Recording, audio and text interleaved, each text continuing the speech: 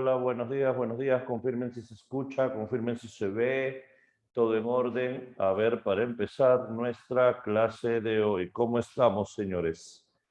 ¿Están bien? ¿Están tranquilos? ¿Todos estamos felices? A ver, ahorita los leo a cada uno de ustedes. Ya estamos listos. Ahí está, ya los veo, ya los leo. ¿Qué tal? Buenos días, señores. Espero que se encuentren bien. Estamos preparados para empezar nuestra clase de hoy. ¿Correcto? Estamos ready. Sí, yo estoy con la voz de maravilla, así que hoy gritamos. ¿Ya? Empezamos entonces lo que nos corresponde. Te cuento. Ga, sí, ga. Lo veo contento. Siempre vivo contento. Siempre vivo contento. Lo que pasa es que me van a disculpar, por cierto, y siempre me gusta disculparme. La semana pasada estábamos en un aula que olía a humedad y aguardado, y yo soy asmático y me despertó la alergia y me estaba sintiendo fatal. Ese es el problema, pero ya se mudó Aldair, felizmente. Ya se mudó Aldair y que estoy en un aula fresca. Por eso es que se me cerraba la garganta, por eso es que estaba tosiendo, ¿sí? Discúlpeme, sí, lo mandaron a la baticueva, lo mandaron a la baticueva. Ya, vamos a ver. Primera pregunta de la clase. Es lo mismo. Sí, le quitaron mi castigo, qué mareados. Es lo mismo indio que indígena. Primera pregunta de la clase.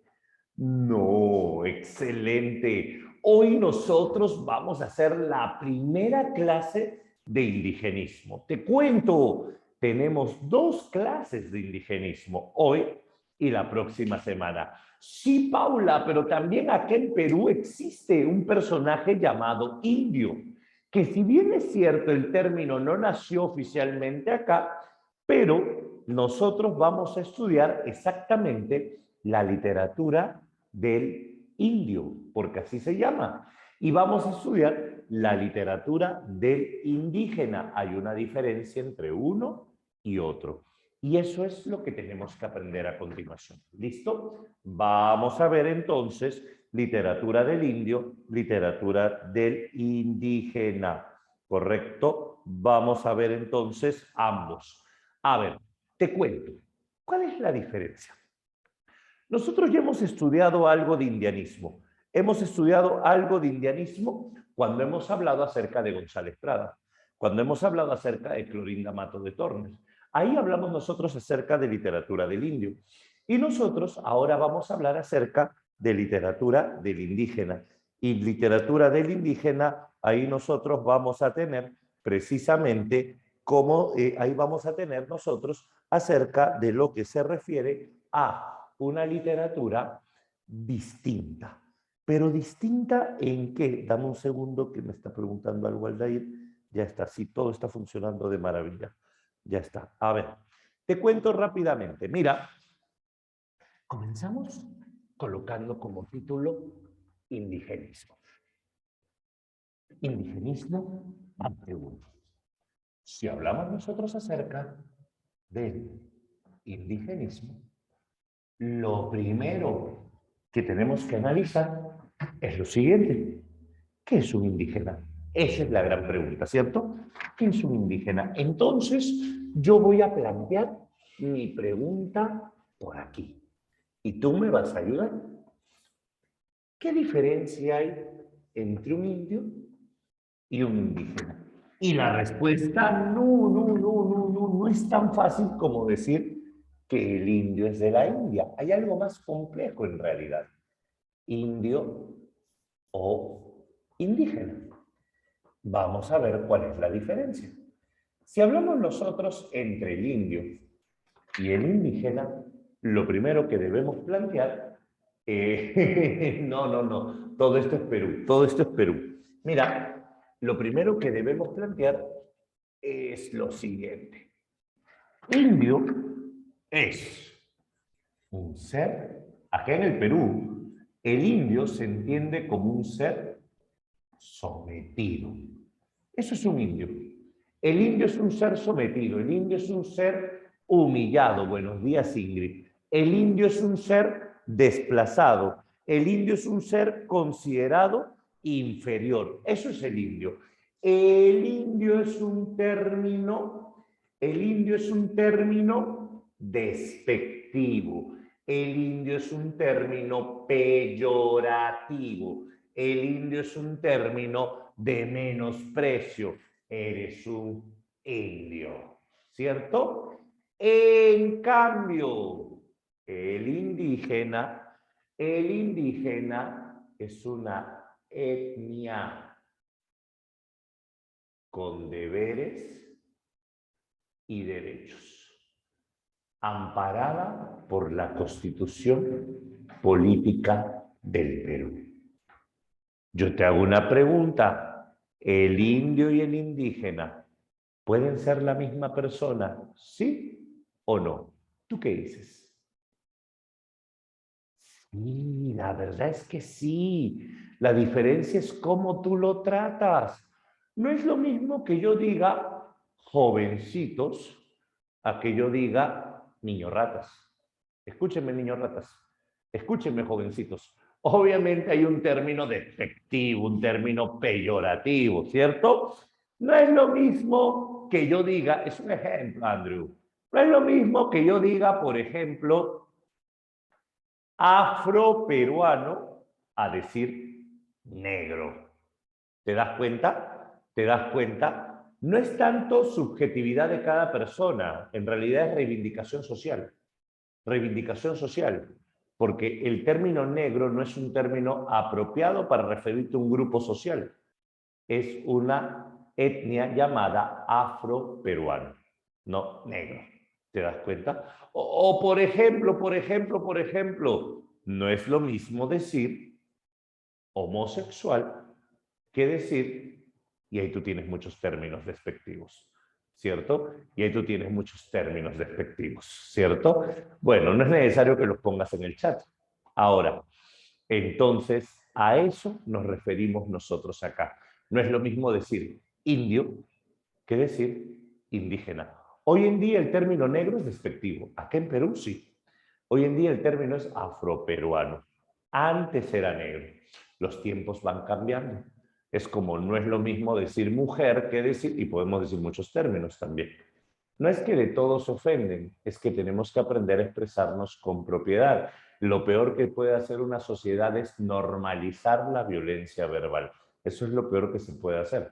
Ahora, entonces, en este caso, el término indio revelaba que no lo conocías, revelaba prácticamente que no lo considerabas. Bueno, pues una cosa es decirlo como apodo y otra cosa es referirte a todo un grupo social. Yo me refiero a referirte a un grupo social. Por ejemplo, como término de cariño te pueden decir negrito, cholito, paisa, lo que tú quieras, pero para referirnos a un grupo social es otra cosa, pues, ¿no? Es otra cosa. A eso es a lo que estamos refiriéndonos acá. ¿Listo? Claro, indígena es una etnia, es un grupo, ya no se usa ni siquiera el término raza, se usa el término etnia, porque no solo son rasgos físicos, son rasgos culturales. ¿Listo? Son rasgos culturales. Entonces, toda esta enorme población indígena no es una población india. Como te digo, indio es el término que se empleaba con menosprecio. Entonces, el indio y el indígena pueden ser las mismas personas, ¿cierto? El indio y el indígena pueden ser lo mismo. Sin embargo, el indio es el término peyorativo. El indio es el término despectivo. Entonces, ¿qué significa? Que si tú quieres referirte con propiedad al indio, deberías llamarle indígena, ¿correcto?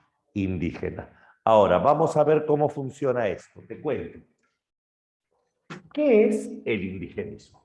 Mira, nosotros hemos mencionado indianismo. La pregunta es, ¿qué es indigenismo? Te cuento, sí, sí son lo mismo.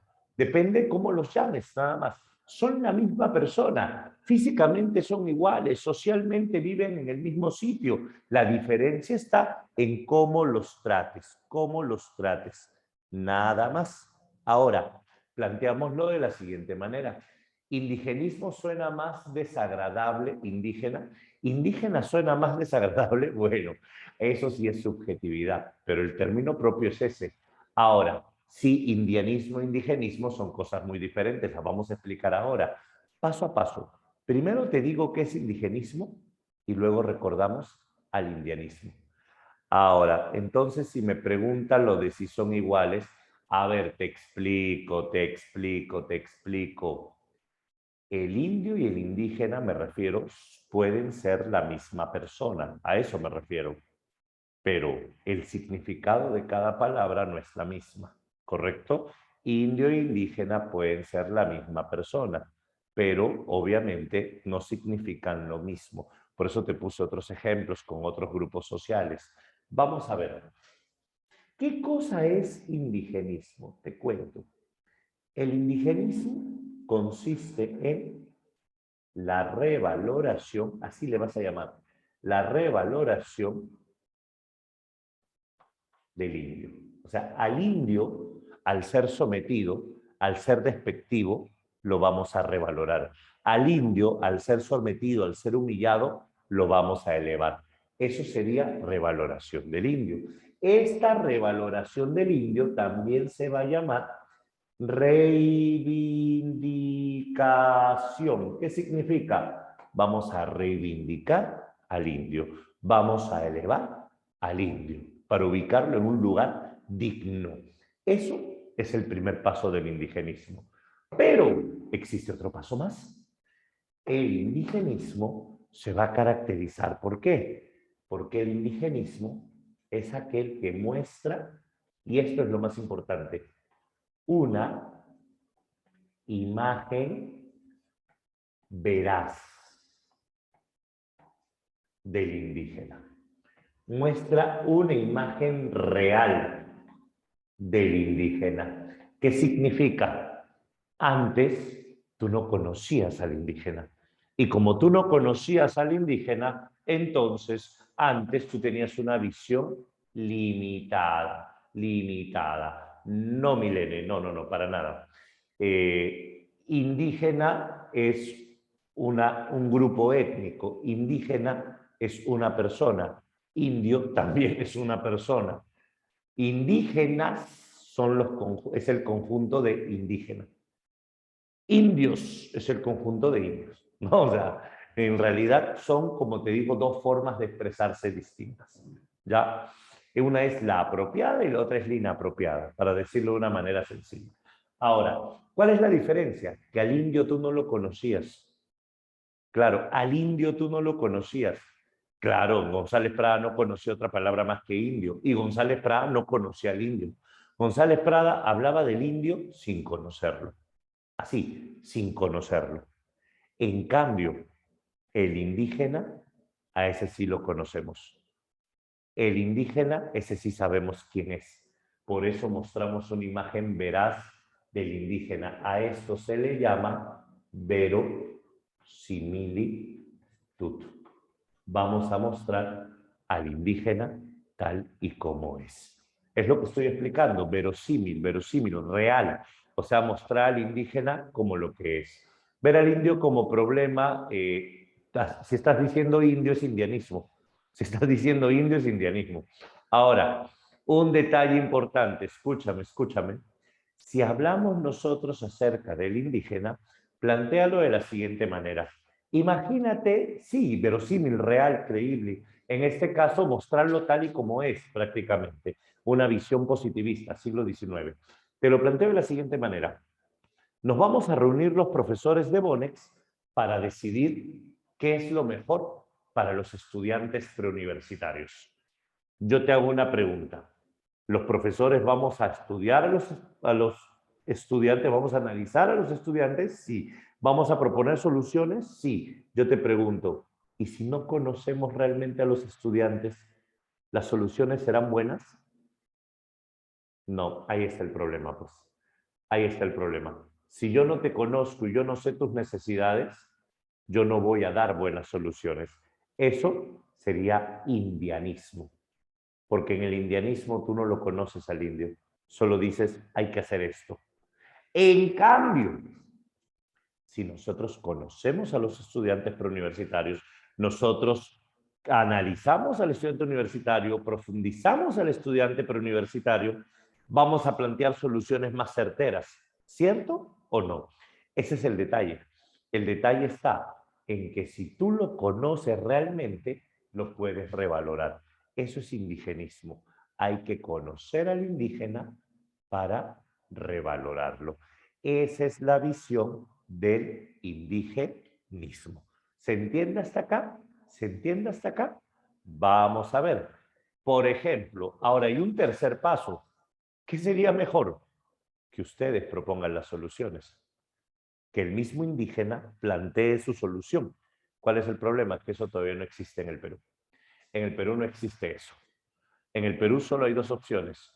O te ayudo sin conocerte o te ayudo conociéndote. Imagínate, Congreso Nacional, la situación de la mujer en el Perú y todos los ponentes son varones. No, o sea, ya sabes que no va a estar tan bueno. Como que algo no cuadra, ¿cierto? Ya. Lo mismo, Congreso, jóvenes rumbo al Bicentenario y todos los ponentes tienen más de 70 años. No, obviamente, a más distancia tengas de quien vas a hablar, menos lo vas a conocer. Eso es lo que pasa acá. Acá queremos reivindicar, pero para eso tenemos que conocerte. ¿El indigenismo qué es? Es un continuo conocer al indígena. Un continuo conocer al indígena. Un ejemplo, ¿cómo se erradica el machismo en el Perú? Primer paso, conociendo realmente a la mujer. Si tú sigues con prejuicios como que todas son iguales, eso es fatal. Tú tienes que conocer realmente cómo es la mujer para poder revalorarla. ¿Te das cuenta? Lo mismo con el indígena. Tienes que conocer realmente cómo es para poder revalorarlo. El conocimiento es la base. ¿Listo? Y ahora acá vamos a tener continuo y qué más. No me acuerdo haber dicho continuo. Yo tengo un problema enorme. Si tú me preguntas qué dije hace un minuto, te aseguro que ya lo olvidé. Mi memoria es así, de corto plazo, fatal. No lo recuerdo. Pero hay una grabación, así que no te preocupes. Sí, tengo buena memoria para muchas cosas y mala memoria para otras. De verdad, confieso que ese es mi error. Bueno, te decía, lo que tenemos que hacer nosotros acá es, primero, yo quiero que seas revalorado. Segundo, para revalorarte, yo tengo que conocerte. Ah, paso número dos. Paso número dos.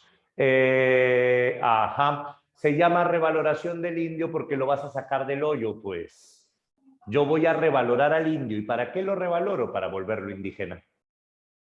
¿Te das cuenta? Yo revaloro al indio porque quiero que se vuelva indígena. Por eso lo revaloro. ¿Ya entendiste el término? Espero que sí, espero que sí. Entonces, yo quiero sacarlo de ese lugar marginado para ponerlo en un lugar coherente, ecuánime. Ahora, y por último, acá también vamos a tener una revaloración del mundo andino. Y cuando digo mundo andino, pueden ser creencias, pueden ser costumbres, pueden ser supersticiones, tantas cosas pueden ser. Ahí lo tienes. Todo eso es indigenismo. ¿Listo? ¿Sencillo? ¿Vale? Ya está. Una vez que hemos planteado la definición de indigenismo, vamos a estudiar bien este tema. ¿Qué debo saber yo acerca del indigenismo? Primero, vamos a plantear más o menos cómo va esta historia. Mira, nosotros tenemos que saber la diferencia entre dos términos, el indianismo y el indigenismo. Y entonces lo planteamos de la siguiente manera. Vamos a verlo como si fuera una línea de tiempo. ¿Ya? Obviamente primero fue el indianismo y luego nació el indigenismo. Y aquí lo tenemos. Mira, primer punto. Primero nació algo llamado indianismo. ¿Qué es el indianismo? El indianismo como su nombre lo dice, es literatura del indio. Y repito, el indio es un término despectivo, peyorativo, ¿cierto? ¿Qué significa esto? Que no lo conocemos. Entonces, acá nace una principal característica. Una de las principales características del indianismo en el Perú es la romantización del sufrimiento del indio. Voy a explicar esto en español, no te preocupes. La romantización del sufrimiento del indio. ¿Qué es eso? Pobrecito el indio que sufre, pobrecito el indio que padece, pobrecito el indio humillado, pobrecito el indio sufriendo. ¿Pero qué significa esto? Yo solo hablo de, claro, idealizar el sufrimiento, sentir pena, pero no conozco realmente tu vida, no conozco realmente tu dolor, simplemente te idealizo, en este caso para una visión triste, pero te idealizo. Claro, los indios solo sirven para sufrir. Esa es la imagen indianista. Ahora, esta imagen indianista significa que no hay conocimiento. Acá no conozco al indio. Mira, mira lo que vamos a hacer. El indianismo tiene una característica del indigenismo, solo una, la revaloración del indio. Acá queremos revalorar al indio, pero acá no vamos a tener conocimiento sobre él. O sea, yo quiero revalorar al indio, pero yo no quiero, o yo no, mejor dicho, yo no lo conozco. ¿Estamos bien? Solo quiero revalorarte, pero en realidad yo no te conozco, no sé quién eres, yo no sé cómo vives, y es más, no me interesa. Solo quiero decir, por ejemplo, y ustedes jóvenes tienen que estudiar para salir adelante. No sé nada de ti, no sé tu vida, es más, ni me sé tu nombre, pero tienen que estudiar para salir adelante. Tienen que esforzarse por lo que quieran. Pero no te conozco, realmente no sé qué problemas tienes, no sé qué problemas emocionales puedes padecer. No importan los problemas, tú tienes que luchar, estudia todo el día. Pero yo no sé qué es lo que pasa en casa, yo no sé si tienes vacíos emocionales, yo no sé si te sientes angustiado, no sé si sientes temor, no sé. No, no me interesa, simplemente tienes que hacerlo porque es por tu bien. En realidad tienes que hacerlo porque todo el mundo lo hace, deberíamos decir, ¿cierto? Ese es un discurso vacío indianista. Ese es un discurso vacío indianista. No sufres, hija, no sufres. Ahora, entonces, bueno, es que no te conocen, pues, no te conocen. Y la virtualidad no ayuda tampoco, ¿cierto? La virtualidad no ayuda. Ahora, esto de acá, este punto llamado indianismo, simplemente es un primer paso. Tenemos dos clases de indianismo, perdón. Tenemos dos clases de indianismo. El indianismo del siglo XIX y el indianismo del siglo XX. Te los presento. El indianismo del siglo XIX lo representa Manuel González Prada, el sibarita, el apóstol de la muerte, el anticristo. Y el indianismo del siglo XIX lo representa Clorinda Mato de Turner. Y el indianismo del siglo XX, el indianismo del siglo XX lo representan, en este caso, José Carlos Mariátegui. Ahí los tienes. Ahí están los autores indianistas que te pide el examen de admisión. ¿Estamos bien hasta acá? Analiza lo siguiente. González Prada no conocía al indio. Clorinda Mato se preocupó por él, le tenía amor, pero no lo conocía. Para que te hagas una idea, y tiene que ver con lo que dijiste hace un rato, lo más probable es que a veces mamá o papá no te conocen, pero se preocupan por ti. ¿Cierto o no? A eso se refiere. Tú puedes preocuparte por alguien, querer el bien de alguien, pero no lo conoces. Claro, paternalista, ¿cierto? O tú puedes querer generar medidas económicas en favor de los jóvenes. Todo candidato presidencial hace promesas por la juventud, pero no los conoces. No sabes si es realmente lo que quieren, ¿cierto? Ahí está. A veces el joven necesita otras cosas, como por ejemplo tú, que lo que me estás reflejando es que vives carente de afecto en la mayoría de ustedes, aunque no lo quieras admitir. Por algo hasta te sientes resentido porque Aldair no te conoce, ¿no? Algo así, casi lloran, ¿no? Es que Aldair no me conoce. Ya, papachito, escucha, escucha, papachito, ya. No sufras, no sufras, escucha, papachito. Ahora, entonces, eso es el indianismo. Ay, mis pequeños, la próxima semana vengo con limpiavidrio. Perdón, vamos ahora. Y el siguiente punto, para mis lentes, digo, para mis lentes. Y el siguiente punto, ¿cuál es? El indigenismo. Vamos a establecer una diferencia entre indianismo e indigenismo. Nadie los quiere, dice nada. Vamos, vamos, sí se puede, sí se puede. A ver, una visión paternalista también viene del obvio. Te pongo un ejemplo, Arianita. Te pongo un ejemplo. Mira, mira, mira, mira, mira, mira. Si papá o mamá te sobreprotege por tu bien, no te deja salir por tu bien, ¿por qué lo hace? Porque piensa que es lo mejor para ti. Yo te pregunto, ¿eso demuestra que te conocen? No. Eso demuestra que se hace lo que ellos quieran. ¿Te das cuenta? Exacto. A veces te sientes, creen que eres incapaz de cuidarte, incapaz de protegerte. Eso es paternalismo, pues el paternalismo tiene que ver con eso. Obvio que sí, obvio que sí. Y lo mismo pasó acá. Mucho proteger al indígena es hacerle daño también. Es hacerle daño.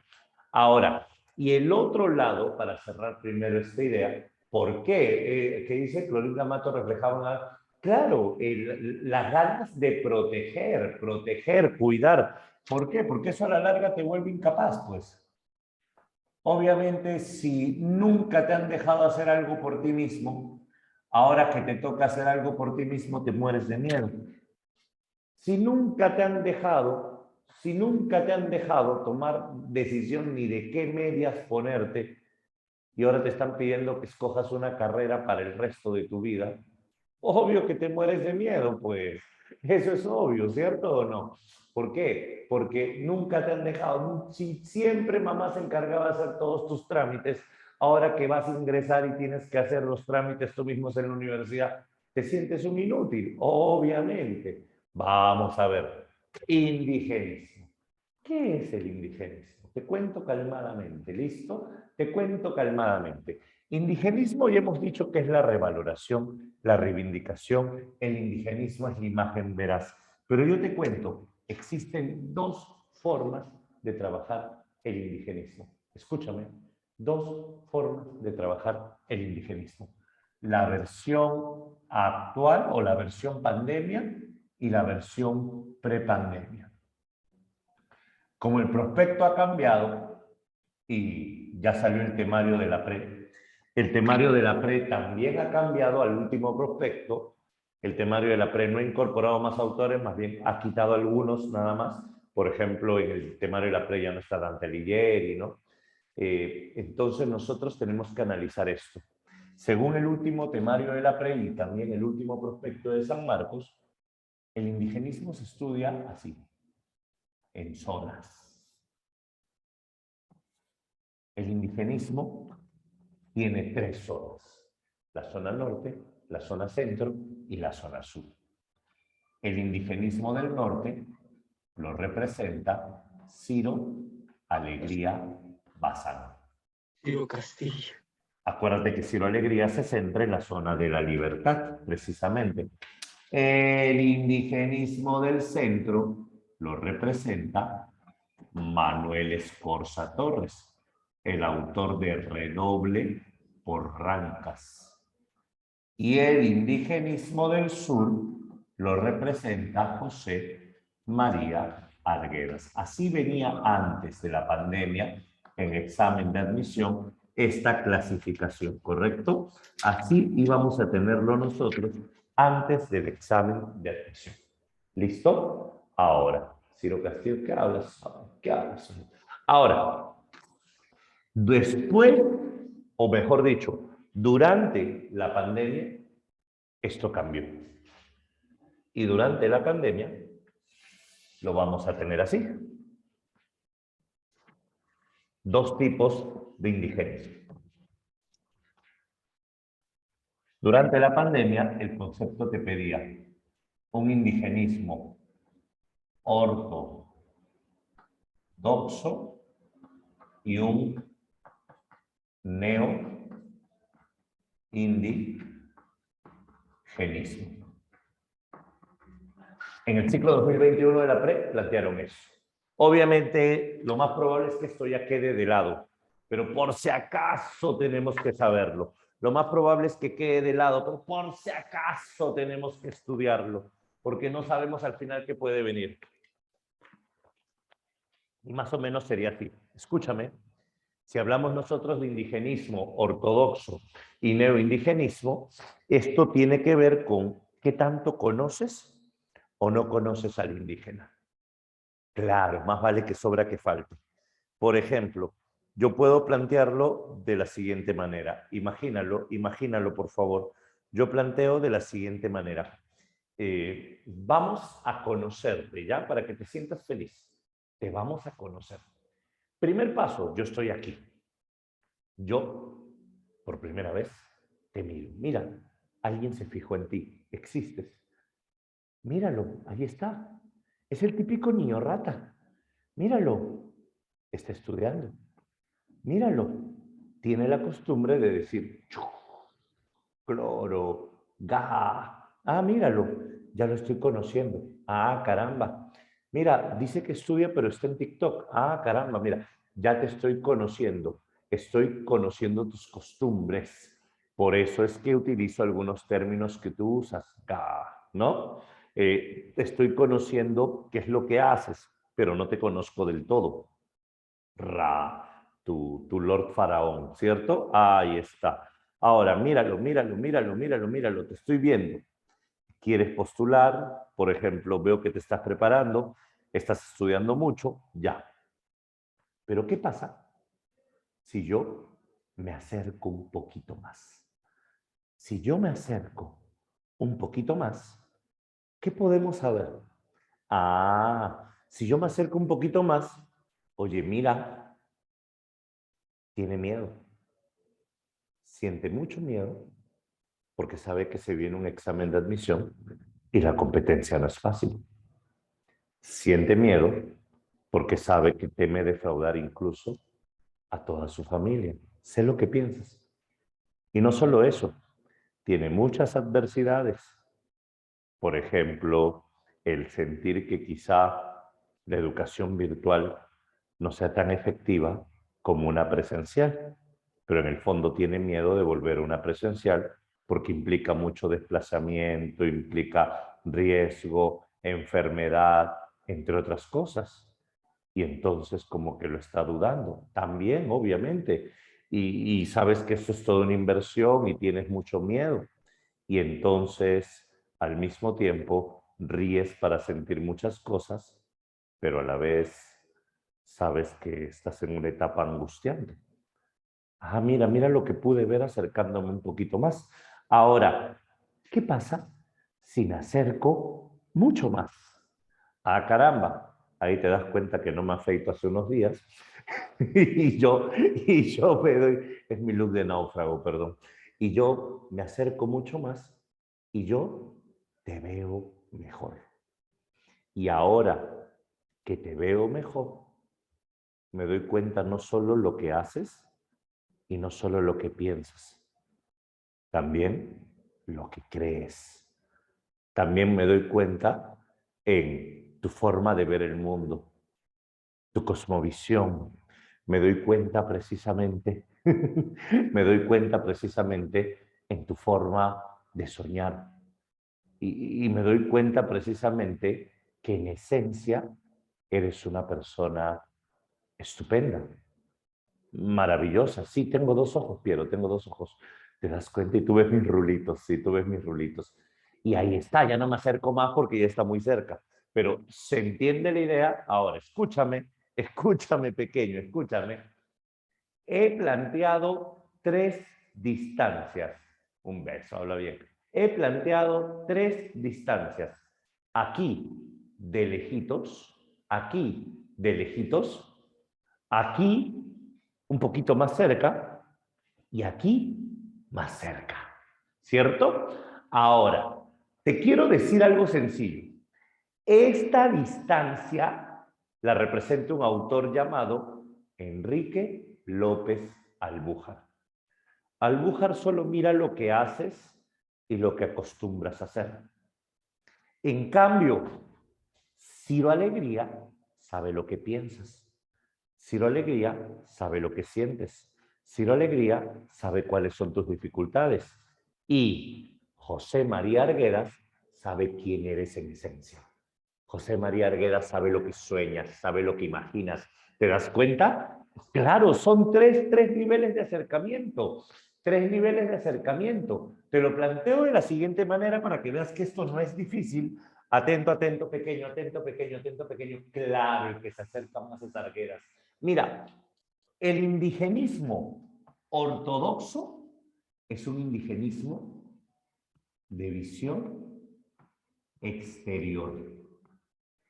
El indigenismo ortodoxo es un indigenismo tradicional. El indigenismo ortodoxo es un indigenismo decimonónico, o sea, con técnicas del siglo XIX, tradicionales. Claro, influencia realista, influencia realista. Escúchame, si hablamos de indigenismo ortodoxo, en el indigenismo ortodoxo nosotros vamos a tener, por ejemplo, aquí a Enrique López Albújar. ¿Y sabes qué tengo que saber con Albújar? Albújar fue el primer indigenista aquí.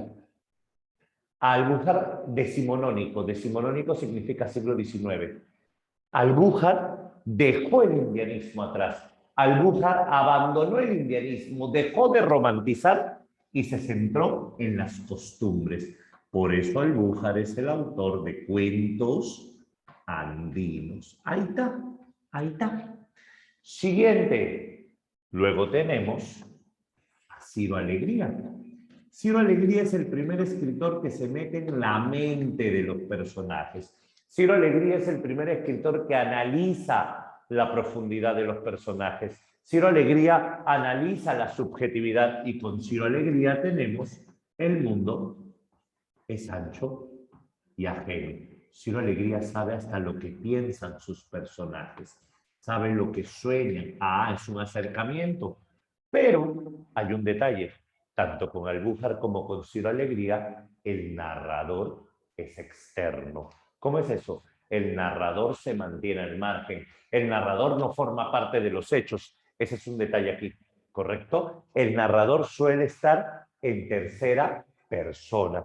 El narrador suele ser una voz externa y sobre todo el narrador, escúchame bien, no cree en lo que cuenta. No forma parte de ese mundo. Por ejemplo, Albújar te muestra las creencias, pero él no las comparte. Ciro Alegría te muestra las creencias, pero él no las vive. ¿Te das cuenta? A eso se refiere precisamente con una voz externa. En cambio, ¿quién era el que se acercó más? Dímelo, dímelo, dímelo, dímelo, dímelo. ¿Quién era el que se acercó más? Arguedas. Arguedas no es indigenista ortodoxo. Arguedas, sí, objetivo, sí, Ariana, objetivo, neutral. Arguedas es neoindigenista. ¿Sabes lo que significa neoindigenista? Que acá vamos a mostrar la cosmovisión indígena. Acá vamos a mostrar el simbolismo. Es en esta etapa donde vamos a tener la presencia de creencias. Es en esta etapa donde vamos a tener la presencia de supersticiones. Es en esta etapa donde la visión ya no es externa, sino la visión es interna. Y es acá donde vamos a tener una mirada mítico-mágica del hombre andino, así. Una mirada mítico-mágica. Claro, precisamente lo que acabas de escribir, Marcia. Una mirada mítico-mágica. ¿Qué significa esto? ¿Qué significa esto? Que aquí José María Arguedas te muestra desde adentro las creencias andinas. No, Arguedas no es indígena. Oh, sería bonito, sí, pero no lo era. Pero Arguedas se crió con indígenas. Entonces Arguedas conoce lo que conoce el indígena, Arguedas cree en lo que cree el indígena, pero repito, Arguedas no es indígena. ¿Estamos bien? Pero tiene un mayor acercamiento al indígena. ¿Ya está? ¿Sencillo y fácil? Postmodernista, no es tanto eso. Postmodernista es otro término. Cosmovisión son tus creencias. Cosmovisión es, ¿en qué crees, Paula? ¿Qué es lo que sientes como orden del mundo? Para ti, ¿existe una fuerza superior? ¿Tienes alguna religión? ¿Tienes alguna creencia? Eso es cosmovisión. ¿Listo? Entonces, vamos a plantear esto. Vamos a plantear esto. A ver, te lo planteo de la siguiente manera. Mira, si hablamos nosotros de indigenismo, tenemos dos vertientes, el indio y el indígena. Y lo primero que vamos a plantear es, el indio es un ser sometido. El indio es un término peyorativo, un término despectivo. En cambio, indígena es un término propio. El indígena alude a una etnia con deberes y derechos, una etnia amparada por la Constitución. Si hablamos de indigenismo, el indigenismo consiste en la revaloración del indio o reivindicación. En el indigenismo vamos a mostrar una imagen veraz, vamos a mostrar una imagen verosímil, vamos a mostrar al indígena tal y como es, hay que conocerlo. En el indigenismo vamos a revalorar el mundo andino.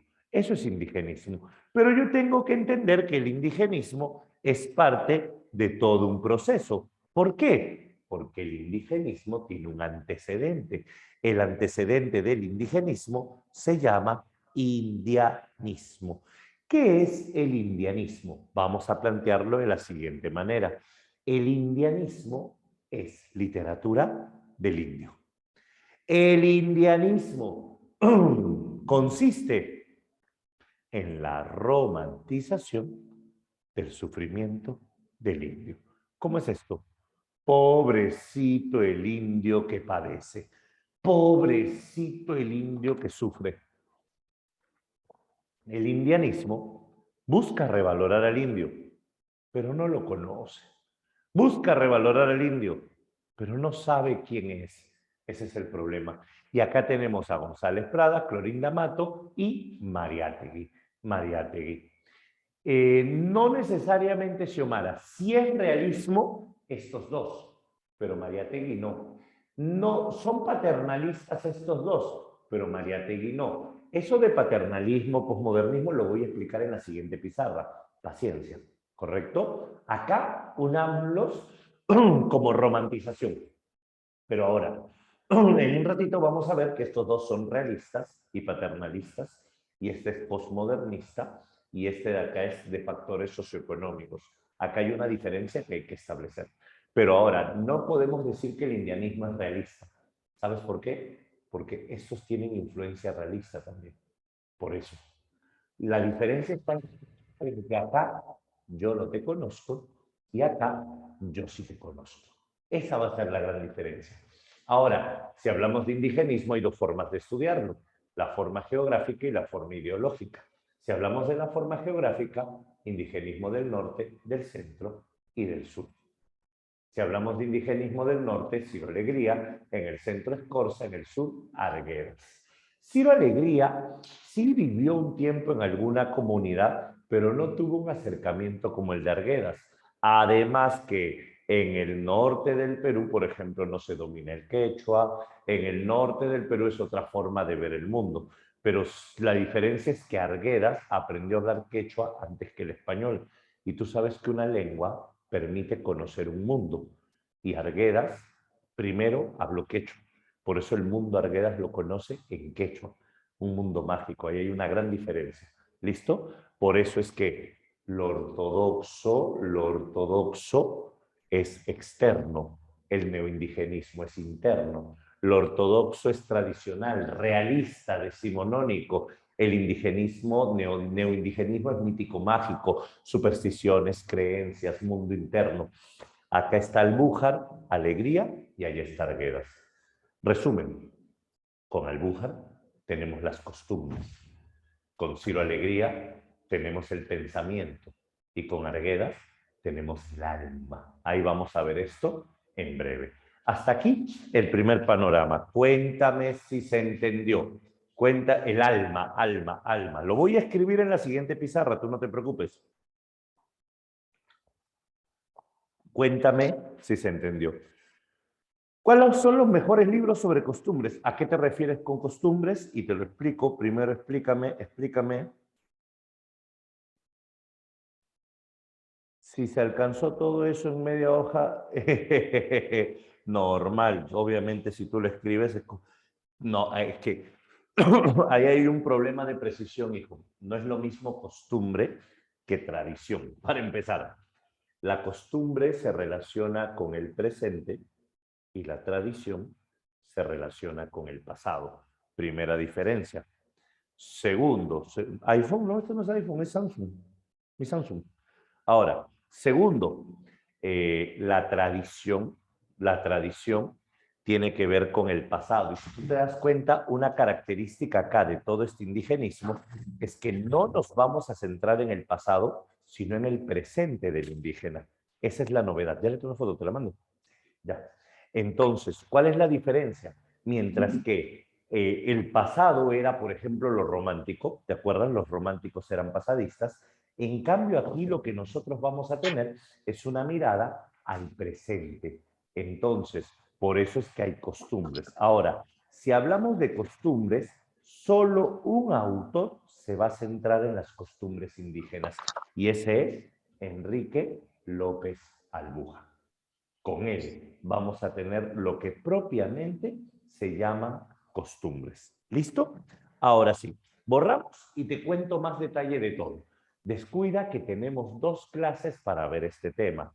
Tú no te preocupes, ¿ya? Hay que aprenderlo bien porque este tema pues cobró demasiada importancia en el prospecto y entonces su nivel de profundidad puede ser importante. Dime. A ver, te anuncias, el indianismo se fija en el pasado, tampoco.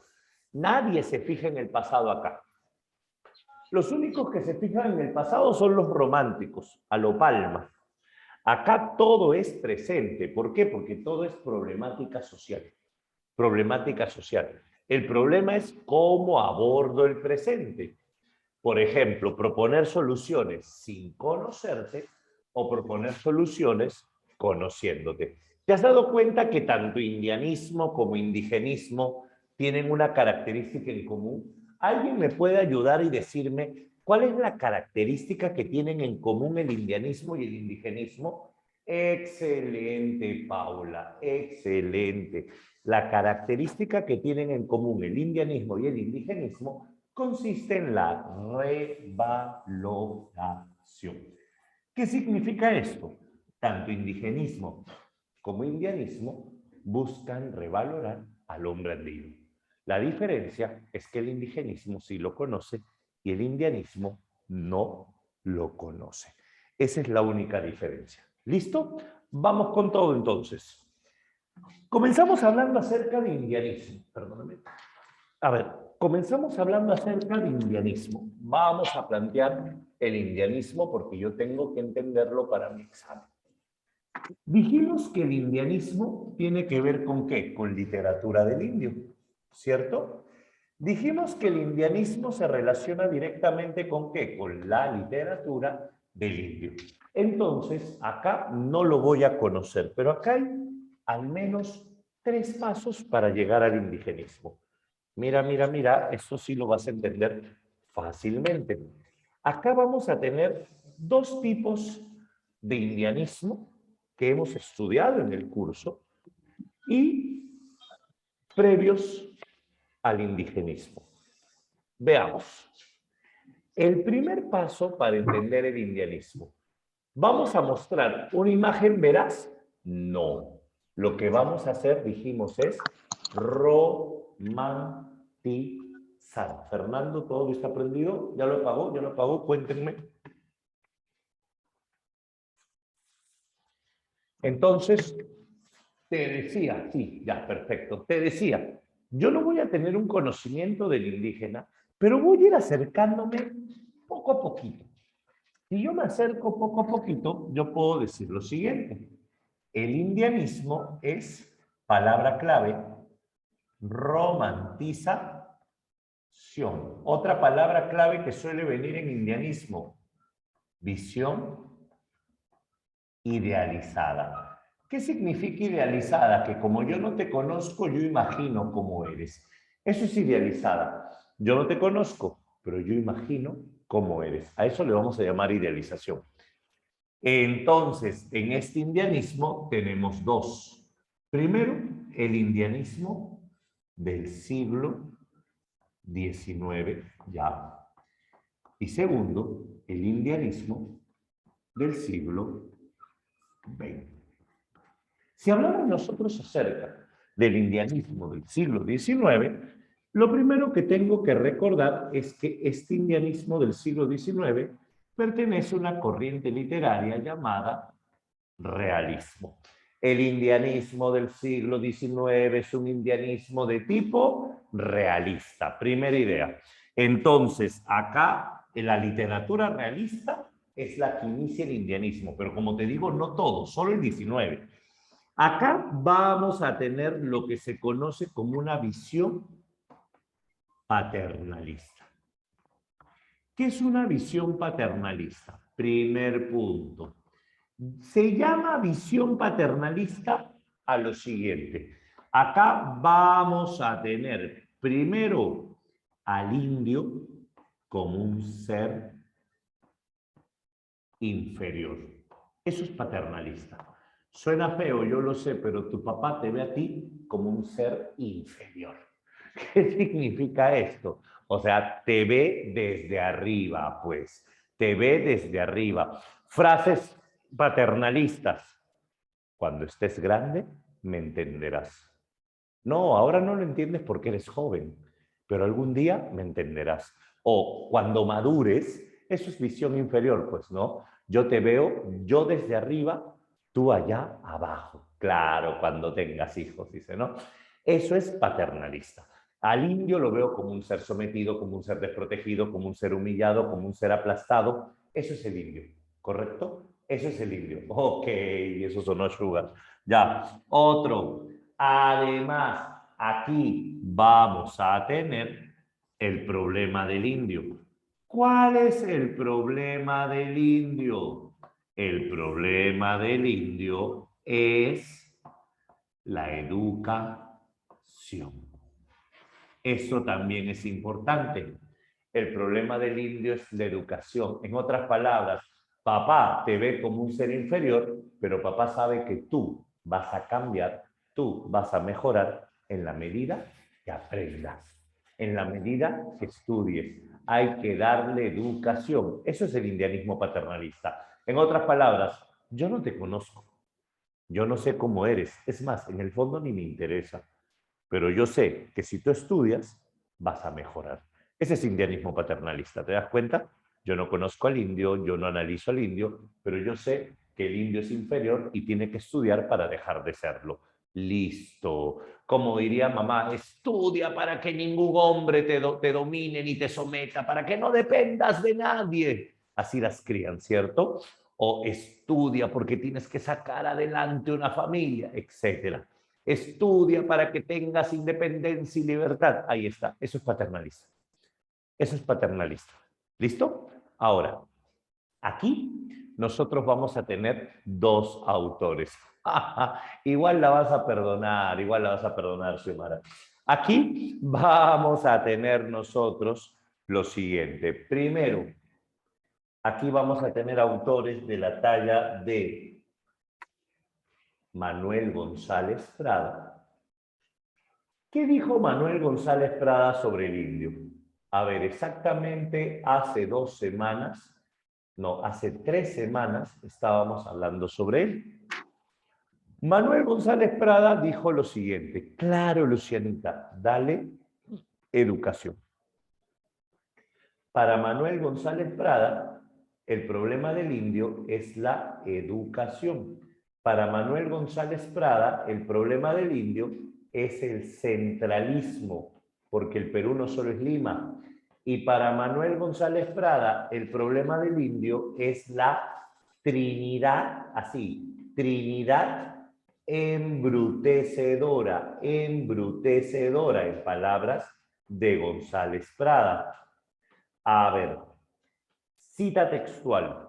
Abre comillas, dice así: hablo, señores, de la libertad para todos, especialmente para los más desvalidos.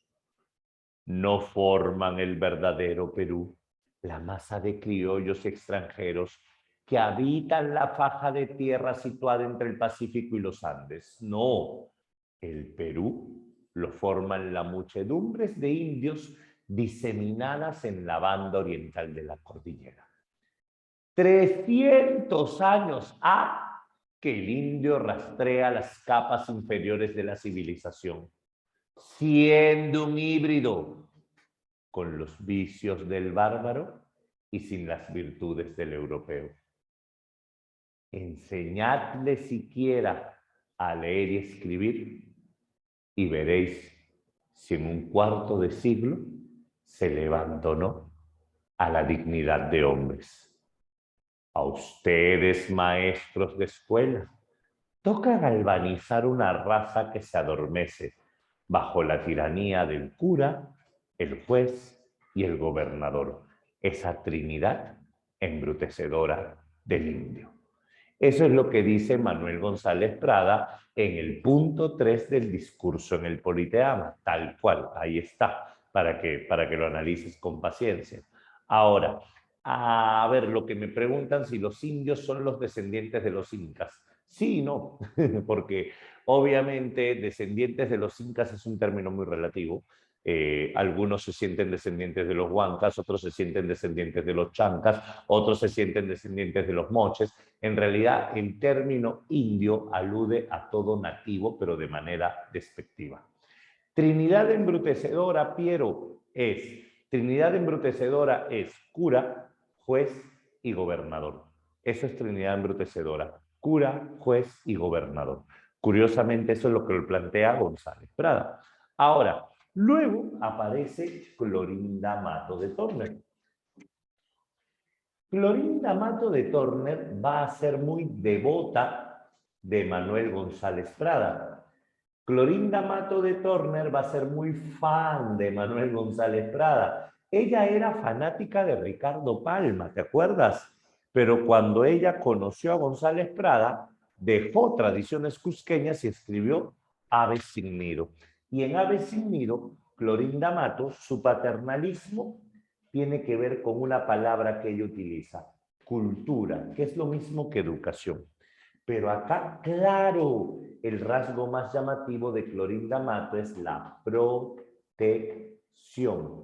El paternalismo de Clorinda Mato de Torner radica en proteger, en cuidar, acobijar al indio, y esta protección tiene que ser a cargo del criollo letrado. Esta protección tiene que estar a cargo del criollo letrado. Tiene que estar a cargo precisamente del blanco letrado. Cultura, educación es lo mismo, sino que la palabra que utiliza Clorinda Mato es adoctrinemos en cultura, enseñemos en cultura. Es lo mismo que González Prada con educación, solo que estoy colocándote la palabra que ella usa en su libro. Por eso estoy colocando cultura, ¿ya? Ahora, otro detalle más que tengo que saber aquí.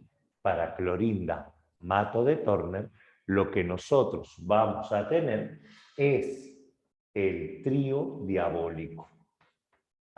Es lo mismo, el cura, el juez y el gobernador. Podríamos decir que para Clorinda Mato de Torner el problema del indio radica en sus autoridades.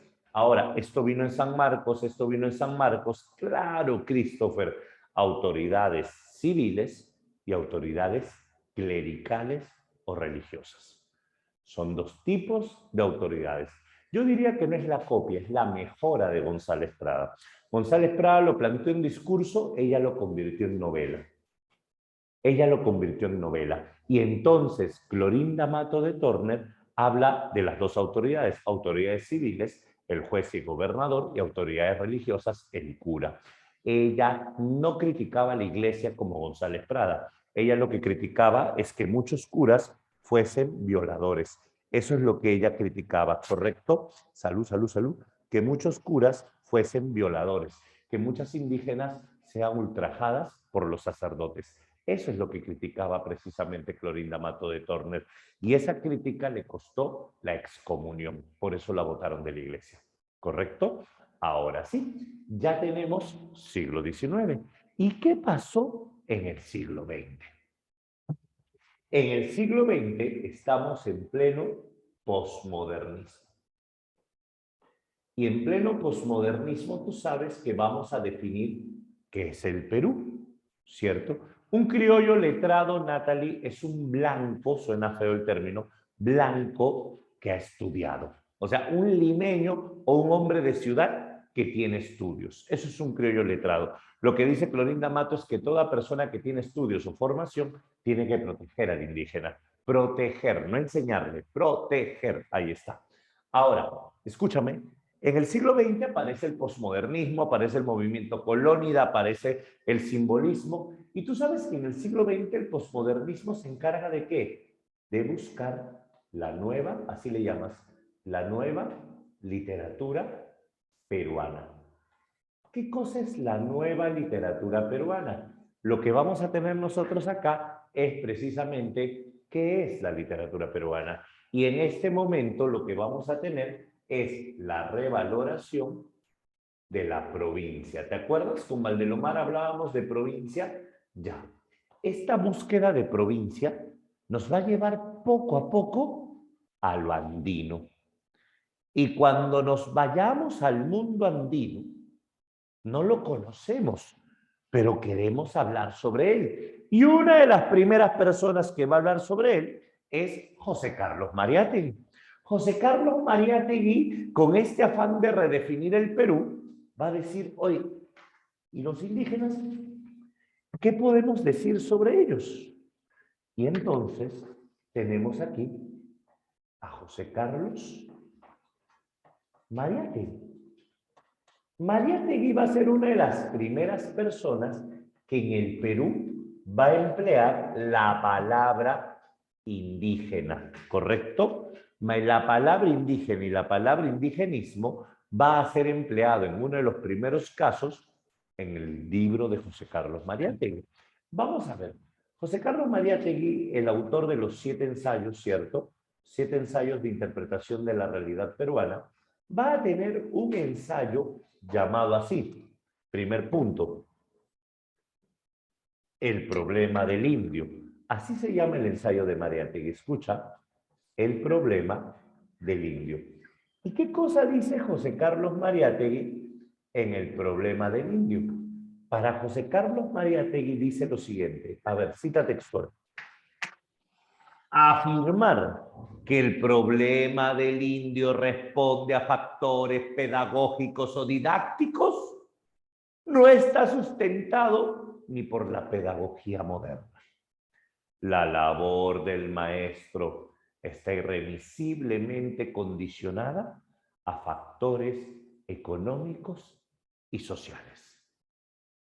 Para empezar, primera idea, José Carlos Mariátegui plantea, el problema no es educativo, con el indígena el problema es socioeconómico. La escuela está condenada a desnaturalizarse bajo la imagen del gamonal. Eso es lo que dice él. ¿Qué significa esto? El problema del indio es el gamonal. El problema del indio es aquel que te arrebata tus tierras, como en el mundo es ancho y ajeno. ¿Correcto? Como en el mundo es ancho y ajeno. ¿Qué te refieres con rojo? ¿Dónde dice rojo? En ninguna parte dice rojo. Ahora, te decía, lo que plantea José Carlos Mariátegui entonces es que el problema del indio, más que educativo, responde, y esto es lo que siempre colocaba la prensa, a factores económicos y sociales, o que es lo mismo, factores socioeconómicos. ¿Correcto? Esa es la tendencia que plantea José Carlos Mariátegui, el gamonal y el problema de la tierra. Ahora, otro punto que suelen pedir de Mariátegui acá es, oye, y ya que estamos hablando del tema, ¿cómo Mariátegui divide la literatura?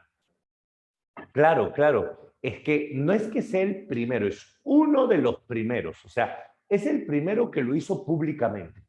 En los 7 ensayos de Mariátegui se habla de la palabra indígena y es más, Mariátegui utiliza la palabra indigenismo. Todavía no lo conoce, pero la utiliza. Y eso está acá. Otro ensayo de Mariátegui se llama El problema de la literatura. Y acá Mariátegui analiza la literatura indigenista. Ahora, escúchame, Mariátegui va a analizar la literatura indigenista cuando todavía Ciro Alegría no publica libros, cuando todavía Arguedas no publica libros, solo Albújar. Para Mariátegui, Albújar había iniciado el indigenismo. ¿Qué plantea Mariátegui? Mariátegui plantea lo siguiente: la literatura peruana se divide en 3, dice Mariátegui. Existen 3 literaturas en el Perú. Existe la literatura colonialista o españolista. ¿Qué es esto? La literatura peruana que imita España, la literatura peruana de imitación española. Existe la literatura cosmopolita o afrancesada. ¿Qué es esto? La literatura peruana que imita Francia, la literatura peruana que imita Francia. Y existe la literatura nacional o propia. Esas son las 3 literaturas peruanas que plantea Mariátegui. Para Mariátegui, la colonialista está representada por Ricardo Palma. Ricardo Palma es el escritor más españolista que existe en el Perú. Para Mariátegui, lo cosmopolita o afrancesado está representado por González Prada. Creo que lo hemos estudiado. González Prada es uno de los escritores más afrancesados del Perú. Y para Mariátegui, la primera expresión de literatura nacional sería Mariano Melgar. Mariano Melgar. Esos 3 últimos representan. Lo que plantea Mariátegui es eso, precisamente, que el problema de la literatura es que la literatura ha pasado por 3 momentos. Hemos tenido una etapa de dependencia española, hemos desarrollado una etapa afrancesada y hemos nacido con lo nacional. No, Mariano Melgar es el representante de lo nacional. Ahora, ¿qué es lo que hace Mariátegui? Escucha, Paula. Mariátegui dice, de la literatura nacional nace el indigenismo. Esto es lo que dice Mariátegui. De la literatura nacional nace el indigenismo como una literatura vinculada con factores socioeconómicos, colonialista, cosmopolita y nacional. Y de lo nacional nace el indigenismo. Y para Mariátegui, Enrique López Albújar es el primer escritor indigenista. Ahí lo tienes, el primer escritor indigenista. Pero Mariátegui también dice que Vallejo es el primer poeta indigenista. Tú sabes que Vallejo no es indigenista, pero Mariátegui lo considera así. No te vayas a olvidar de ese detalle. ¿Correcto? Es que el indigenismo recién está naciendo y Mariátegui recién lo está estudiando. Nada más. Ahí lo tenemos. Esto es indianismo. Ahora sí, ¿se entendió el indianismo? Antes de pasar a lo siguiente, manda tu pregunta si es que tienes alguna duda todavía. Cuéntame. Resumen, please. Oh, este es el resumen. Este es el resumen de la pizarra anterior. Resumen. A ver, ¿puedes repetir todo? Dice. A ver, te explico. Siglo XXII, ya. Te explico. Siglo XIX y siglo XX son indianismos. ¿Correcto? Afrancesado, Carmen, afrancesado. Siglo XIX tiene influencia del realismo. El siglo XIX va a ser un indianismo paternalista, porque el indio es un ser inferior y porque el problema del indio es de índole educativo. Aquí aparecen González Prada y Clorinda Mato. Para González Prada, educación, descentralización.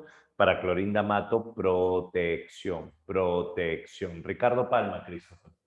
Si hablamos del siglo XX, en el siglo XX nace el posmodernismo. Y cuando nace el posmodernismo, vamos a desarrollar la nueva literatura peruana. Y esta nueva literatura peruana se ubica en provincia. Entonces, esto llevaría a que Mariátegui se ponga a repensar cuál es el problema del indio. Y entonces Mariátegui lo plantea así. En el libro 7 ensayos de interpretación de la realidad peruana, Mariátegui dice que el problema del indio no puede ser educativo, que el problema del indio en realidad es un problema vinculado con la tierra, con el gamonal. Es un problema vinculado con factores económicos y sociales, o lo que es lo mismo, factores socioeconómicos. Entonces, para Mariátegui, si el indio no puede vivir tranquilo porque le viven arrebatando sus tierras, el indio está condenado a sufrir. Esa es la imagen, ¿te das cuenta? Y el indio no puede crecer.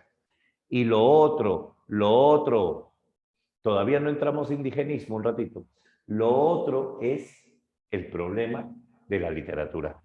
Y Gamonal es el terrateniente, Gamonal es el latifundista, Gamonal es el hacendado, el hombre que, claro, como el señor feudal, el hombre que se queda con la tierra y que le arrebata las tierras a las comunidades indígenas. Para que te hagas una idea, hace años, antes de la reforma agraria, no es choro, el término no es propio. ¿Por qué? Porque el gamonal tiene la ley de su lado.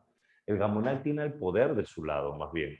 El gamonal, basándose en corrupción, basándose en extorsión, se apodera de las tierras. Hazte una idea. Un hombre en Lima podía ser dueño de media provincia en el Perú. Y así, las familias limeñas eran dueñas de muchas provincias. Y entonces los que vivían en esa tierra simplemente trabajaban para ellos. Obviamente a veces casi sin sueldo a cambio de tener casa y comida, pues no. Entonces, esto era lo que criticaba Mariátegui. Ahora, luego vendría el problema de la literatura. Y el problema de la literatura va a ser esto. La literatura se divide en tres. Primero, el Perú desarrolla una literatura colonialista. La literatura colonialista tiene que ver con una dependencia o imitación a España. Y el que depende e imita a España es Ricardo Palma. No es el único, pero es el más conocido representante. La segunda literatura que vamos a desarrollar en el Perú es la literatura cosmopolita, cosmopolita o afrancesada. Y esta literatura cosmopolita o afrancesada va a tener como más grande representante a Manuel González Prada. Y la tercera literatura va a ser la literatura nacional propia. Y para José Carlos Mariátegui, el más grande representante de la literatura nacional, se va a llamar Mariano Melgar. Y Mariano Melgar precisamente va a ser el que fusione pues lo español con lo andino, lo español con lo andino. Sí, está dentro, Paula, está dentro.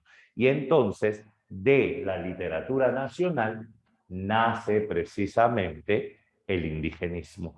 Y para Mariátegui, los dos primeros indigenistas son Albújar, Enrique López Albújar y César Vallejo. Profesor, ¿y por qué no considera a Arguedas o a Ciro Alegría? Porque todavía no escriben, todavía no escriben. Sí, en este caso entiende cosmopolita como afrancesado. En esta situación entiende cosmopolita como afrancesado. ¿Listo? Ahora sí, ya tenemos esto. ¿Qué más? Acá nosotros vamos a tener otro punto. Esto es el antecedente, es la influencia colonialista. A ver, bueno, lo que estás diciendo es verdad con el libro Heraldos Negros. Tiene algo de influencia española, Pero hay un detalle. ¿Cuál es el detalle? Mariátegui considera sobre todo la imagen de la provincia. Y como Mariátegui considera la imagen de la provincia, Mariátegui considera que Vallejo es nacional indigenista. No lo va a considerar colonialista. Para nada, para nada. ¿Listo? Ya está. Ahora, luego nace el indigenismo. Y acá en el indigenismo vamos a ver a los tres autores. Ahora, depende de qué forma de análisis apliques para saber cómo entender a estos tres autores. Vamos a ver, de estos tres autores, solo dos nos interesan en examen de admisión. Te voy a presentar a los autores, pero obviamente los vamos a ahondar la próxima clase. Hoy tenemos que centrarnos sobre todo en esto, ¿ya? La clase dura 2 semanas, Luciana. Es decir, la próxima semana te voy a contar el mundo de Sancho y Ajeno y los ríos profundos. Aunque algo te voy a adelantar porque la separata te pide algunas cosas. Vamos a ver. Si dividíamos esto, mira, yo acá tengo que hacer algo bien sencillo. ¿Cómo enseñaba San Marcos este tema? Ha cambiado mucho la forma de enseñar este tema. San Marcos lo planteaba así. Pongo el mapa más allá por una razón. Ahorita vas a ver. Ahí está. Muérete de envidia, láminas Huascarán. Vamos a ver qué dice. Estoy. Ah, ya, perfecto. Mira, si nosotros planteamos el mapa de esta manera, San Marcos diría lo siguiente. Para San Marcos, este autor no es indigenista. Antes San Marcos decía lo siguiente. Este autor es precursor indigenista. Ojo, estoy explicándote el prospecto anterior.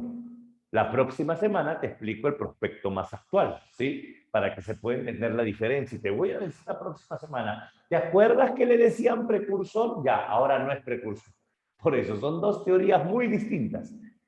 La teoría anterior, la del prospecto hasta el ciclo 2019, que precisamente es el prospecto que tenemos ahora, nos decía que un precursor del indigenismo se llama Enrique López Albújar. Algo básico sobre Albújar para entender en mi examen de admisión. Bueno, te cuento. Si hablamos nosotros acerca de Enrique López Albújar va a ser un escritor de influencia positivista. La ciencia.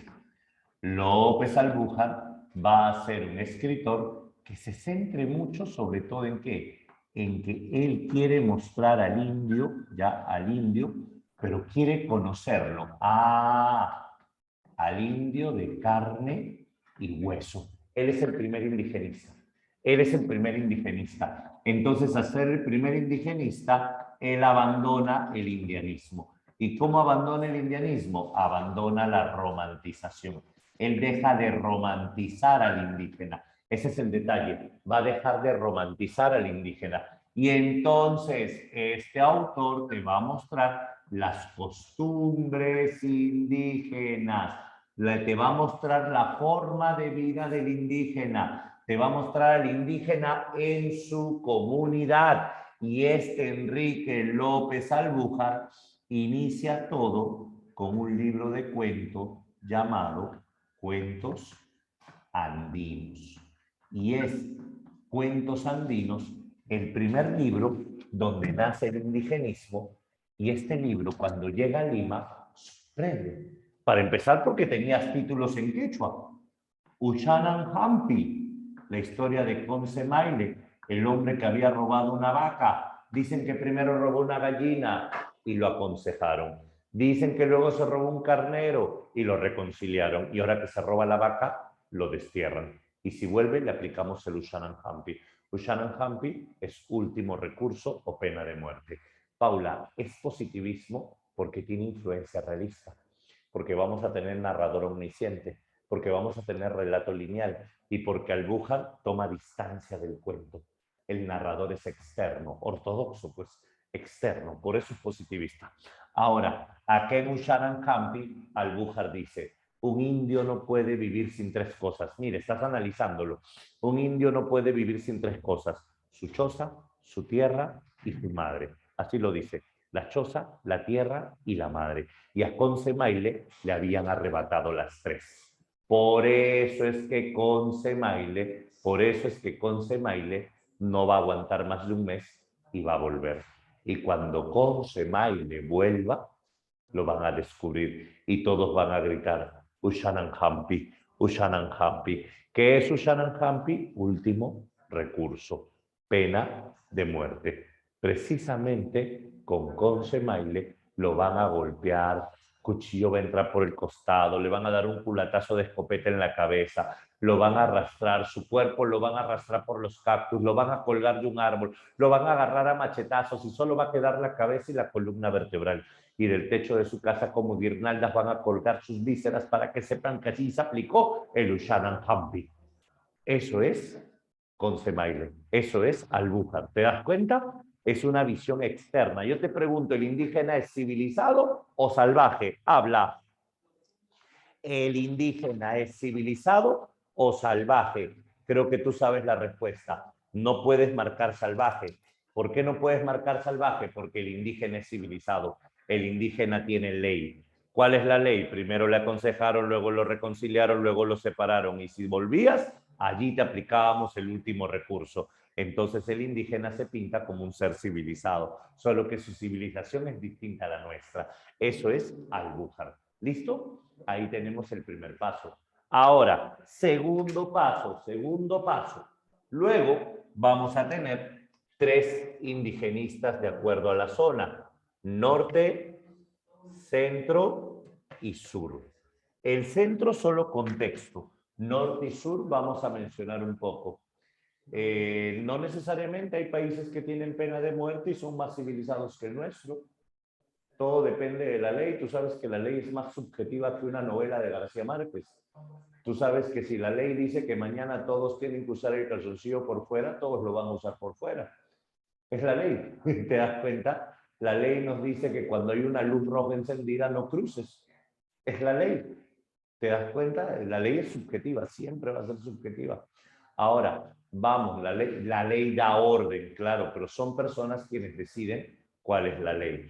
Obviamente que lo van a incumplir, por eso existen sanciones, Leslie, existen sanciones, así que denúncialo, no tengas miedo. Vamos, Ciro Alegría está al norte del Perú. ¿Listo? Con Ciro Alegría nos vamos al norte del Perú. Si hablamos nosotros acerca de Ciro Alegría, la zona en cuestión es La Libertad. En La Libertad desarrolla las novelas Ciro Alegría. Ciro Alegría tiene influencia regionalista. Escucha, no solo Ciro Alegría es positivista, tiene influencia positivista, pero más aún regionalista. Y acá recuerdas Doña Bárbara, por ejemplo. Acá, regionalista, ¿qué es? Sobre todo el conflicto entre la civilización versus la barbarie. El hombre contra la naturaleza, el campo contra la ciudad. Esos temas aparecen en las novelas de Ciro Alegría. ¿Correcto? Creo que pena de muerte disminuir. Eso es lo que crees tú y algunos también lo creemos, pero, repito, eso es subjetivo. ¿Correcto? Eso es subjetivo. Ahora, Ciro Alegría, escúchame bien, ¿qué hablas? Escúchame bien, si hablamos nosotros de Ciro Alegría va a ser un escritor que se va a caracterizar ¿por qué? Porque al indígena no solo lo va a mostrar de carne y hueso como Albujar, sino que al indígena lo vamos a mostrar en cuerpo y mente. Esta es la novedad de Ciro Alegría. ¿Qué significa esto? Ciro Alegría, en su literatura, analiza la subjetividad de sus personajes. En español, Ciro Alegría se mete en la cabeza de sus personajes. Esa es la novedad. Ciro Alegría sabe lo que el personaje siente, sabe lo que el personaje piensa, sabe lo que el personaje ama. Barbarie no es naturaleza, no, son dos cosas distintas. Civilización versus barbarie es una cosa y hombre versus naturaleza es otra cosa. La barbarie va a ser asociada con el gamonal en Ciro Alegría. ¿Listo? Ahora, y acá tenemos, sobre todo, el mundo es ancho y ajeno. La historia de un gamonal llamado Álvaro Amenábar que le va a arrebatar la comunidad de Rumi al pueblo. donde está dirigido por Rosendo Maki. Y esta enorme lucha, donde la corrupción hace gala, es donde la comunidad va a terminar perdiéndolo todo y siendo desterrada a otro pueblo, a Yanañahui. Y cuando el pueblo sea desterrado, va a venir un hijo político de Rosendo, Benito Castro, va a traer paz, va a traer prosperidad, hasta que el Gamonal aparece nuevamente. Y cuando el Gamonal aparece nuevamente para arrebatar las tierras, Benito no va a contratar un abogado, Benito no va a irse al juicio, Benito propone el levantamiento armado. Y cuando el pueblo, gracias, cuando el pueblo precisamente se rebele, el Gamonal va a venir con la Guardia Nacional. Y es acá que a los indígenas los van a terminar asesinando. Y Benito Castro corre hacia su choza y llama a Marguicha, su esposa, clamando por la vida de ella y de su hijo. Váyanse, váyanse, les dice. ¿A dónde iremos? ¿A dónde iremos, Benito? Ella no se ha dado cuenta, pero Benito Castro ha muerto ya. Más cerca, cada vez más cerca, el estampido de los Mauseres continúa sonando. La novela termina precisamente con el exterminio de la comunidad. A la comunidad le arrebatan sus tierras y los matan a todos. Esa es la imagen que plantea Ciro Alegría. La próxima semana te la cuento con lujo de detalles. Hoy solo te la presento. Sí, termina así. Más cerca, cada vez más cerca, el estampido de los Mauseres continúa sonando. Mueren. Ese es el fin de esta novela. Ahora, el otro, claro, con spoiler viene el asunto, no sean delicados. El otro es Manuel Escorza. ¿Qué, no te gustan los spoilers? ¿No te gustan los spoilers? Si has visto la de Doctor Strange, te la cuento. A ver, si hablamos nosotros acerca de Manuel Escorza, en Manuel Escorza vamos a tener nosotros acá la zona de Junín y Pasco. Esa es la zona en la que se centra la literatura de Manuel Escorza. Escorza es solo contexto. Redoble por Rancas, la lucha de Héctor Chacón contra las mineras, la empresa minera. Esto es lo que va a caracterizar acá. Pero el autor que nos interesa está al sur.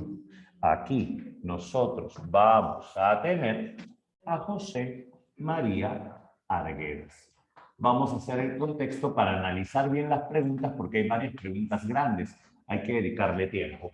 Si hablamos nosotros de Arguedas, Arguedas nació en Andahuaylas, Apurímac. Arguedas te va a hablar acerca de Abancay. Arguedas te va a hablar acerca del Cusco. Arguedas te va a hablar acerca del sur del país. Si hablamos nosotros de José María Arguedas, Arguedas va a ser un escritor simbolista. ¿Qué significa? Que Arguedas va a tener la cosmovisión andina, la visión mítico-mágica del hombre andino.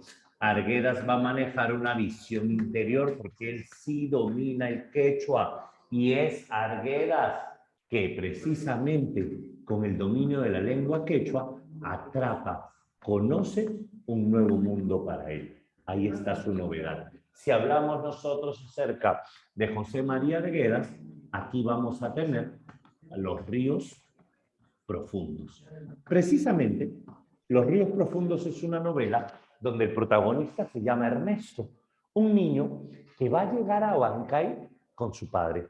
La novela comienza cuando Ernesto va al Cusco y en el Cusco conoce al viejo, un tío suyo. Acá hay algo bien interesante. El papá de Ernesto, Gabriel, era un abogado viajero que se identificaba con las causas perdidas, se identificaba con los que sufrían por la injusticia.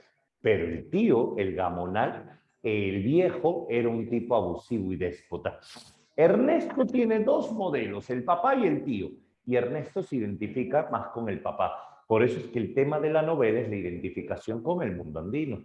Ernesto llega con su padre a Bancay y cuando el papá tiene que ir a Chalhuanca lo deja solo en el internado y Ernesto va a conocer todo un mundo en el internado. Indígenas abusivos como el Lleras, el Añuco, que abusaban, por ejemplo, sexualmente de la Opa Marcelina, la indígena que tenía pues severos problemas mentales y que todos hacían cola a veces para abusar sexualmente de ella. Tenemos, por ejemplo, indígenas que parecían buenos, como Antero, su amigo, el que le regala el zumbairo, el trompo, un objeto mágico. Ernesto va a ver indígenas que va a admirar, como doña Filipa, la líder de las chicheras que lucha contra el monopolio de la sal. Ernesto va a contemplar cómo la iglesia y los gamonales se unen y cómo los militares se unen también con ellos. Ernesto va a analizar esta fuerza y este poder. Y este Ernesto va a ir contemplando todo hasta que llegue la epidemia de la tifus. Y es allí donde muchos de la escuela se van a retirar y el cura le dice a Ernesto, tu padre te espera en el Cusco donde tu tío. Y la novela termina cuando los indígenas exigen una misa para acabar con la enfermedad y Ernesto corre por la cordillera rumbo al Cusco. La novela termina así. Es la contemplación y admiración del mundo andino. La próxima semana te cuento todos los detalles, porque ahí estaba su papá. Su papá estaba donde el viejo y él tenía que ir a ver a su padre. Ya había salido del internado, por eso se estaba yendo al Cusco. ¿Listo? Ahora sí, vamos a leer las preguntas porque hay varias preguntas que a veces te piden detalles de las novelas y hay que ser sinceros. La novela hay que analizarla un poquito más. ¿Ya está? Vamos a ver, vamos a ver. Te cuento. 1. ¿A qué autor corresponde el siguiente fragmento? Mira, vamos a aprender a analizarlo, ¿ya? Mi padre no pudo encontrar nunca dónde fijar su residencia. Escucha, no te apures, Paula. Fue un abogado de provincia inestable y errante. Ya te dije, ya te dije, ya te dije. Con él conocí más de 200 pueblos. Ah, ya sabes quién es. Temía los valles cálidos y solo pasaba por ellos como viajero. Se quedaba a vivir algún tiempo en los pueblos de clima templado. Pampas, Guaitará, Coracora, Puque, Ondahuay, Las Yauyos y Cangallo. Todos están al sur. Desde el Cañete hacia abajo ya salió José María Arguedas, los ríos profundos. Este es el capítulo 2 de los ríos profundos llamado Los viajes. Entendí tu pregunta, Paula. No es que Albújar sea el único que tenga título en quechua, sino que Albújar es el primero que tiene título en quechua, el primero que llama la atención con obras con títulos en quechua. Repito, no es el único, al contrario, es el que inicia, es el primero. Claro, Albújar solo coloca algunas palabras en quechua, pero el contenido no, algunas palabritas nomás. Y al final te pone un diccionario, al final te pone un léxico, por si no entendiste. En cambio, Arguedas no, Arguedas te pone toda la página en quechua y ya tú cómo te las arreglas. Si tú no compras un buen libro de Arguedas, sufres, porque los libros buenos de Arguedas vienen con la traducción. Si tú compras un libro pirata, lo más probable es que solo venga en quechua y no sepas ni qué están hablando. Vamos, siguiente. 1, entonces, beso. Pregunta, casi se le doy que ya. ¿Cómo puede grabarse hasta el número de capítulos de las obras? Porque me sorprende. Es parte del trabajo. Obviamente, cuando tú te dedicas a algo ya por mucho tiempo, lo aprendes. En mi caso, tengo 19 años enseñando, o sea, no es poca cosa. ¿Correcto? A ver, siguiente. Pregunta número 2. Sí, sí, sí, estoy tío, estoy tío. Los personajes que en el mundo de Sancho y Ajeno de Ciro Alegría tienen el papel de alcalde de la comunidad de Rumi y que representan la tradición y la modernidad. El primer alcalde de Rumi se llama Rosendo Maki. Rosendo Maki, ¿correcto? Y el último alcalde de Rumi se llama Benito Castro. Benito Castro era el hijo adoptivo de Rosendo Maki. Rosendo Maki es el que contrató el abogado y perdió sus tierras. Benito Castro es el que se levantó contra el pueblo y lo mataron. Dime la clave, por favor. Dime la clave, ¿cuál sería? Claro, casa, casa, casa, casa, casa. 3. Acá hay un pequeño problema. Te dicen las palabras subrayadas, pero no te las subrayan. Vamos a subrayarlas, ¿ya? Vamos a imaginar la respuesta. A ver. En la zona norte, norte, encontramos narrativa de Ciro Alegría. Subraya Ciro Alegría, por favor. Subraya. Ah, la pregunta 2, repito, Piero. En el mundo de Sancho y Ajeno dijimos que hay 2 alcaldes en Rumi. El primer alcalde al que le quitan la comunidad es el anciano Rosendo Maki. Y el último alcalde al que lo matan, que estaba llamando a su esposa, a su hijo, se llama Benito Castro. Eso fue lo que dijimos en la 2. Ya, en la 3 subraya Ciro Alegría, ¿correcto? Con sus novelas como Los perros hambrientos tienen escenarios las serranías del Departamento de la Libertad. Subraya la libertad, subraya la libertad. En la zona sur del Perú andino destaca Arguedas, subraya Arguedas. En especial su novela Los ríos profundos. Por último, en la zona centro hallamos la presencia de Escorza con su obra Cuentos Andinos. Subraya Cuentos Andinos. Ya salió la clave. Te digo que subrayas. Subraya Ciro Alegría, subraya La Libertad, subraya Arguedas y subraya Cuentos Andinos y dime la clave. Dime la clave, por favor. Ya salió la clave. Dímela, dímela, dímela, dímela. Háblame. ¿Cuál sería la respuesta? Te estás demorando mucho. Mucho, mucho, mucho, mucho, mucho. Excelente. Muy bien, Marcia. La B. Beso. ¿Por qué? Porque Ciro Alegría si es del norte. Ciro Alegría si es de la Libertad. La segunda es Beso. Pero y en el sur está Arguedas y el error es la última.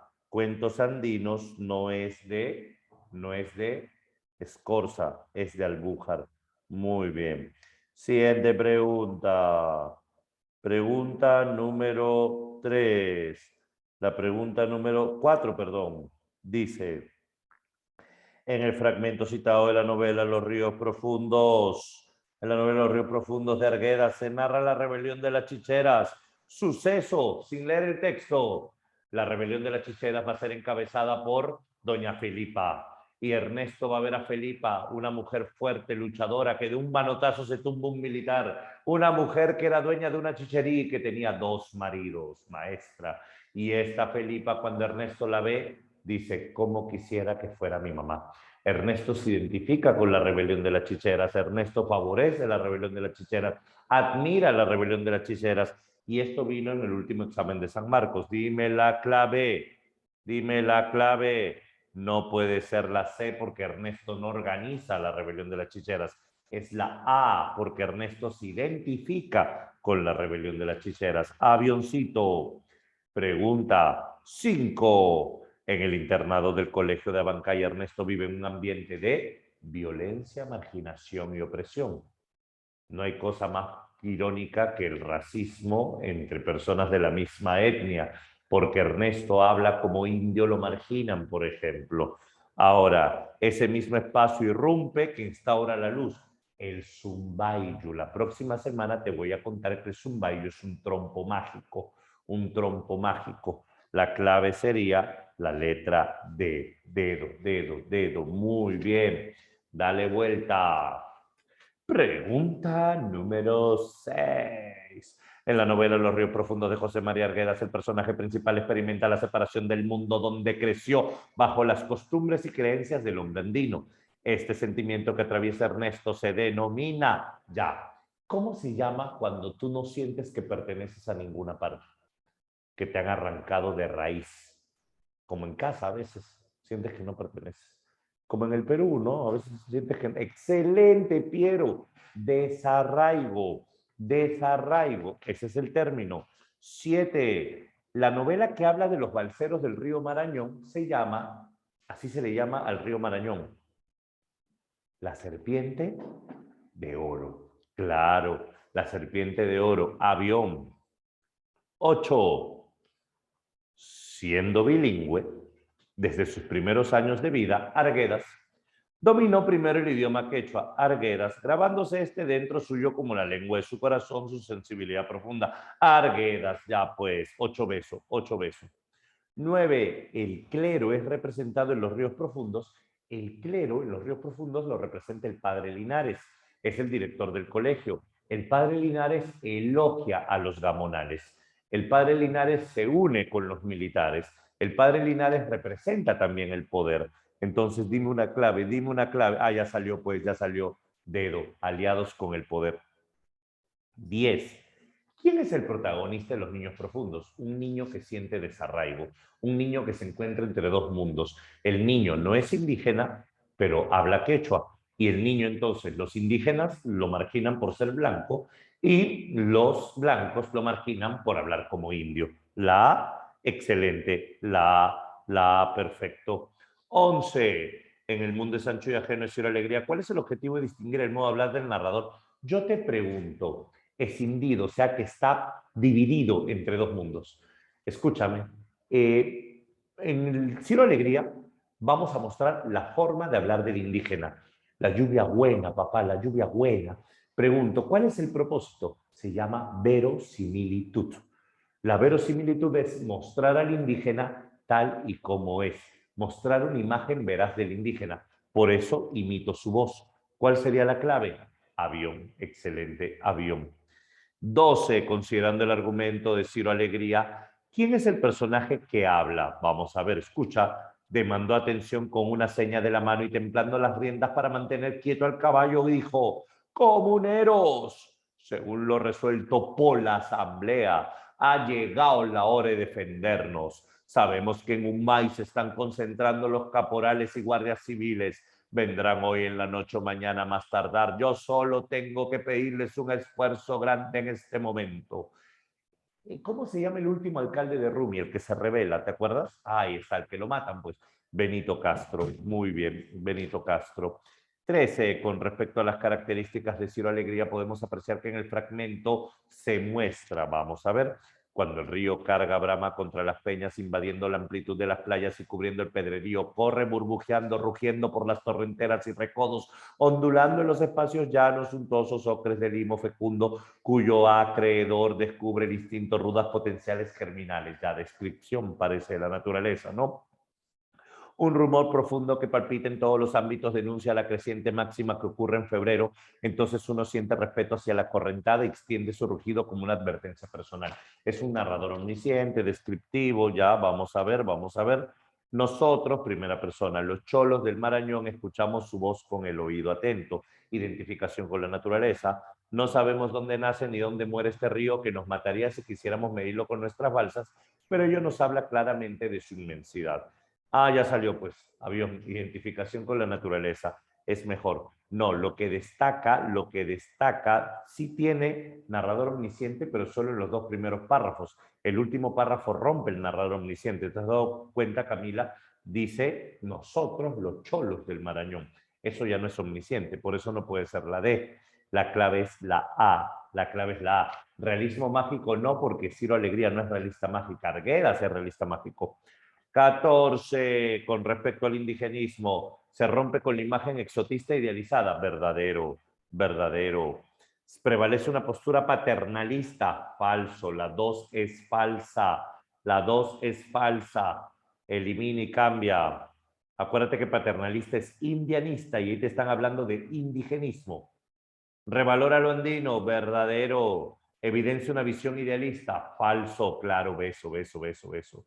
Y 15, ya pues para Manuel González Prada, la visión paternalista es censuradora del positivismo y asume al indio como un menor de edad y el indio tiene que estudiar. ¿Para qué tiene que estudiar el indio? Para reivindicarse. Clave, beso. Y con eso, señores, está todo. ¿Se entendió? Facilito, sencillo, sí. La próxima semana nos reunimos aquí para conversar sobre Ciro Alegría y sobre José María